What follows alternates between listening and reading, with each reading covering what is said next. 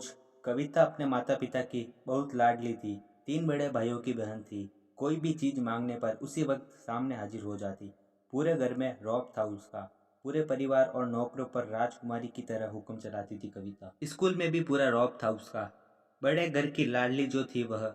ऐसे ही उसने कॉलेज में दाखिला लिया।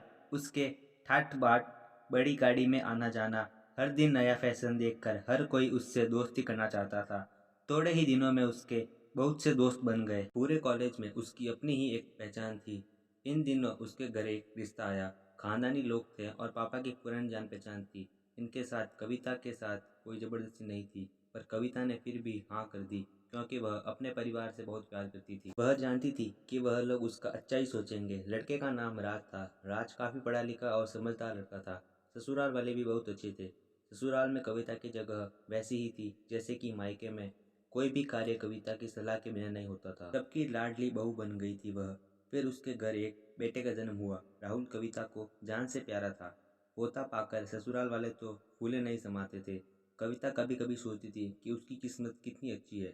उसका हर अपना उसे कितना प्यार करता है। चाहे जीवन में कैसा भी समय आए, मेरे अपने हमेशा मेरे साथ है। मैं कभी अकेली नहीं हो सकती। कितनी खुशकिस्मत हूँ मैं। पर शायद कविता की खुशियों को उसकी अपनी ही नज़र लग गई थी। एक दिन वह मायके जाने की जिद कर बैठी।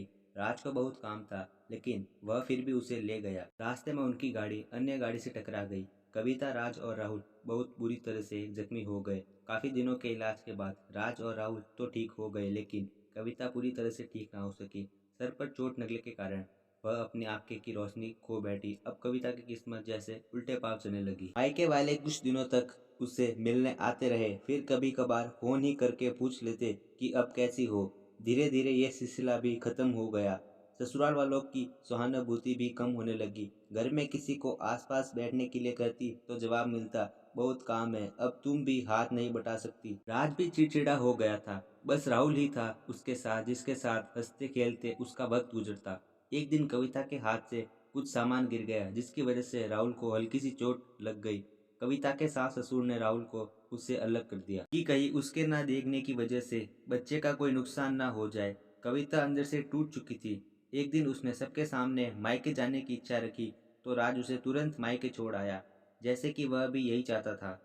लेकिन राहुल को उसके साथ नहीं भेजा गया। कविता कभी राहुल से दूर नहीं रही थी, पर अपनी कमी के कारण उसने ज्यादा बहस नहीं की। कविता को लगा कि वह 3-4 दिन वहां रहेगी तो हवा पानी बदल जाएगा, क्योंकि वह कितने दिनों से कहीं भी बाहर नहीं गई थी। घर वाले भी इतने दिनों के बाद उसे देखकर कितने खुश होंगे। कविता के घर पहुंचने पर सब लोग बहुत खुश हुए। खाने में सब कुछ कविता की पसंद का ही बना था। उसने अपने मम्मी पापा और भाई भाभीियों से दिल खोल कर बातें की। उनके छोटे छोटे बच्चे भी बुआ के साथ घुल मिल गए थे। रात को सोने के वक्त जब वह कपड़े बदलने लगी, तो उसे पता चला कि उसका बैग तो भरा हुआ था। वह सब समझ गई। वह बहुत उदास हो गई। कुछ दिनों तक सब ठीक रहा, फिर जैसे सब बदलने लगा, सबका व्यवहार बदल रहा था। वह लोग जैसे थक चुके थे उससे। सब लोग घुमा फिरा कर पूछने लगे कि राज कब आ रहा है उसे ले जाने। वह बहाना बना देती थी, जबकि वह जानती थी कि उस घर में अब उसके लिए कोई जगह नहीं। कविता से चलते वक्त कुछ न कुछ नुकसान हो जाता।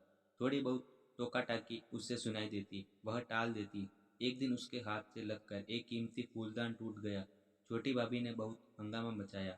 कविता के माता पिता रोज रोज के झमेलों से तंग आ गए थे। उन्होंने राज को खुद से फोन कर दिया। राज कविता को अपने घर ले गया। कविता को अपने परिवार वालों से ये उम्मीद ना थी।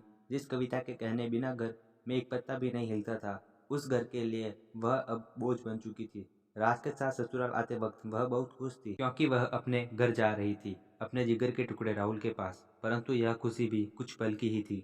सारा बंदोबस्त पहले ही किया हुआ था। कविता को सीधे ऊपर वाले कमरे में पहुंचा दिया गया।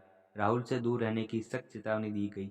एक काम वाली लता को उसकी जिम्मेदारी सौंपी गई, जो उसके खाने पहनने जैसी जरूरतों का ध्यान रखती। कविता ज्यादातर चुप ही रहती। कभी कभी काम वाली लता से थोड़ा बतिया लेती। उसके जरिए राहुल को पता चल जाता सबकी लाडली बेटी और बहू सबके लिए लाडली से बोझ बन चुकी थी।